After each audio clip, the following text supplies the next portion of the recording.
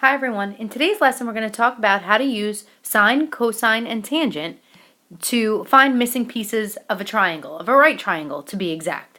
So this stuff I'm sure you've seen before in geometry, but let's just review it. Sine, S-I-N-E, cosine, C-O-S-I-N-E, and tangent, T-A-N-G-E-N-T. I'm spelling them out because we use abbreviations. S-I-N is for sine, C-O-S is for cos, T-A-N is for tangent. Okay, so sine of angle A, cos of angle A, tan of angle A.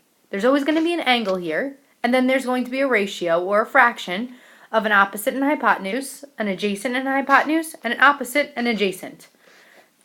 The way I like to remember it is SOH, CAH, and TOA. So sine is equal to opposite over hypotenuse, cosine is equal to adjacent over hypotenuse, and tangent is equal to opposite over adjacent. Now, just to refresh our memory, opposite is another word for across. Adjacent is another word for next to. Okay, so we can only be successful in this unit if we know how to label the triangles properly. So let's practice labeling opposite and adjacent. And it's always from a given angle. So notice how I have from angle A. So this is the angle in which we're speaking about. There's always a right angle in here. I should have labeled that, I'm sorry. AC is the hypotenuse, always. The hypotenuse is always across from the right angle. So we can go ahead and label that. So now I have two sides left. I have this side, AB, and this side, BC. So one of these is opposite and one of these is adjacent. Well, AB is attached to the angle, so this one's adjacent, right next to it. And across from it, right here, is opposite. Okay, it's opposite or across angle A. Now, what if I'm talking about from angle C? So if we circle angle C is the angle we're speaking about. The hypotenuse is always here, always across from the right angle. So now I have two sides left, this side here and this side here, one for adjacent and one for opposite. So AB is opposite because it's directly across from C. And CB, this side here, is adjacent because it's attached to the angle right next to angle C. Okay, so given the right triangle below, I would like to determine the following ratios. So we have to first label it. It has to be given to you labeled. So I'm going to label this as 3, this is 4, and this is 5. So if I want to find sine of A, you want to maybe make sure you have SOH CAH TOA. So this is SOH CAH TOA. All right. So I want to find sine of angle A, but I also want to find sine of angle B. So I'm changing the viewpoint. Here I'm speaking about angle A. So from angle A, which side is opposite and then which side is hypotenuse? So from angle A, we have opposite, which is 3, and then hypotenuse, which is 5. So 3 over 5. Okay, now sine of B. So now we're going to move our viewpoint. Here's B. Sine is opposite, 4 over hypotenuse, 5. Okay, cosine of A. So now we're moving with respect to A. Cosine is adjacent, 4 over hypotenuse, 5. Cosine of B now, move our viewpoint to B. Cosine of B is adjacent, which is 3 now, over hypotenuse, which is 5. Okay, now tangent. Tangent of angle A is opposite, TOA, opposite, which is 3, over adjacent, which is 4. Here's angle A, here's opposite, here's adjacent. So 3 over 4. And then tangent. Tangent of B. TOA, opposite, 4, adjacent, 3. So 4 over 3. Okay? Now let's apply this to find missing sides and missing angles. At this point, you're going to need your calculator, so please pause the video and go ahead and grab it. Okay, so let's read the question. First question says, using the right triangle below, determine the angle of angle A. Round your answer to the nearest tenth. Okay, so I want angle A. So I'm going to circle the angle that I want. And basically what you're going to do is you're going to label the triangle with what is given. So C is at my right angle. 13 is my hypotenuse because it's across from the right angle. But what is the 12? The 12 is opposite. So we're going to write SOH CAH TOA on top because we're probably going to use that. SOH CAH and then TOA. And let's now figure out which one of these formulas has opposite and hypotenuse. So opposite and hypotenuse is sine. So sine of angle A is equal to opposite over hypotenuse. Now again, why I chose sine was because that was the one that had opposite and hypotenuse. So we're going to plug in sine of angle A.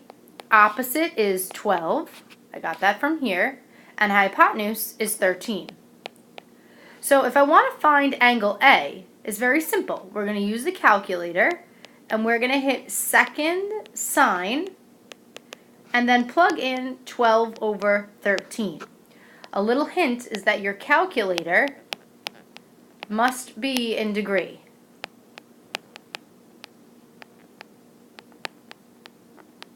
Okay, if it's not in degree mode, then you're going to get the wrong answer.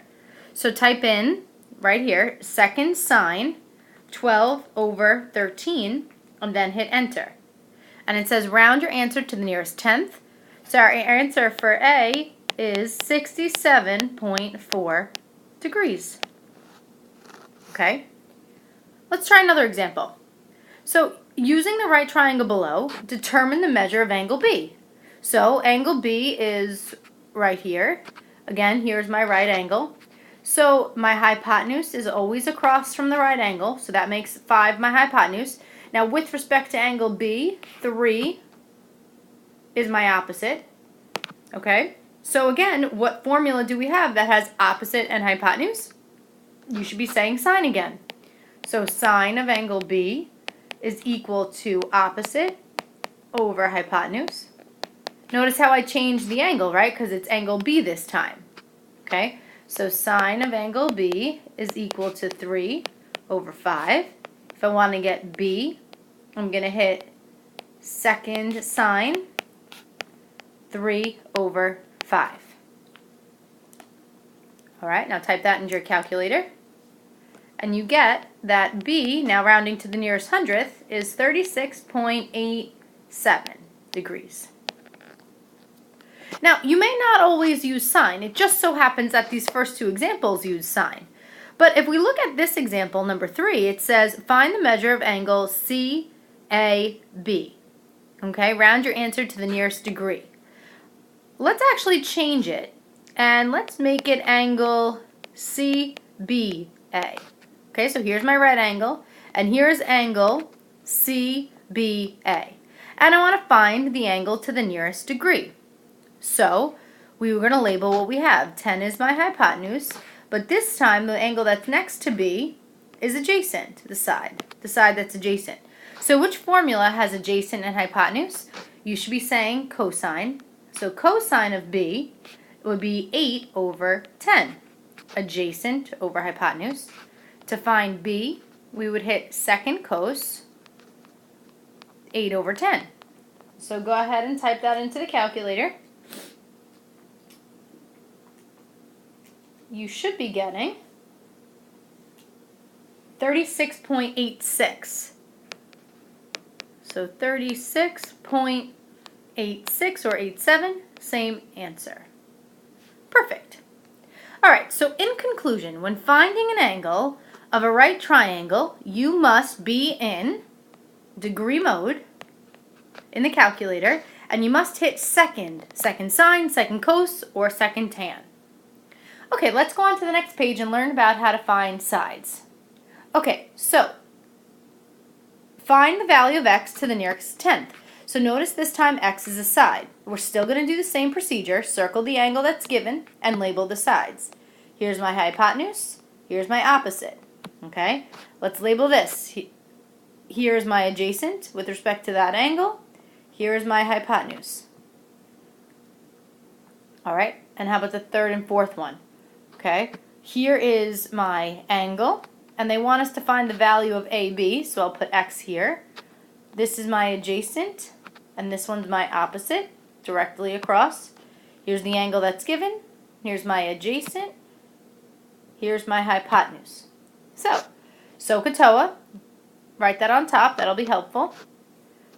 SOH CAH TOA. So the first one, we have opposite and hypotenuse. So we're going to use sine. So we'll start with sine of the angle. So sine of 33, right, because that's the angle, equals opposite over hypotenuse. So x over 21. Okay? And now how you solve these is you're just going to put this over 1 and cross multiply. X times 1 is x. And sine of 33 times 21. But be careful, you always want to put the single number first. So put 21 times sine of 33. This way you don't mess up the parentheses in the calculator. Alright, now take a minute to type this in, but remember we're not using second sine, we're using regular sine. So rounding this to the nearest tenth, you should get 11.4. Alright, I'll do one more with you. So the second problem, we have adjacent and hypotenuse, so we have to use cosine. So cosine of 32 equals adjacent, which is x, over hypotenuse, which is 16. Put this over 1 and cross multiply. 1 times x is x. Again, put the single number first. I mean this. This is the single number. That's the single number. So 16 times cos of 32. Again, not using second, just regular cos. 16 cos of 32. And you should get 13.56. Or 13.57 to be exact. Okay, let's look at number 3 and number 4 because I think you need to solve them a little bit differently. So we have opposite and adjacent. We should be thinking tangent. So tangent of the angle equals opposite over adjacent. Alright, so we're going to put this over 1 and cross multiply. So x times, again put the single number first, which is x, tangent of 20. Now I want to get x by itself, so I simply divide by tangent of 20. Not second, just regular. So x is equal to 10 over tan of 20. You should be getting 27.47. Alright, but it does say to round to the nearest integer, so approximately 27 for x. Okay, why don't you see if you can do number 4 on your own. I'll label this one as homework, and I'll check this to make sure it's done tomorrow, and we'll start there to go over it. Alright, have a nice night.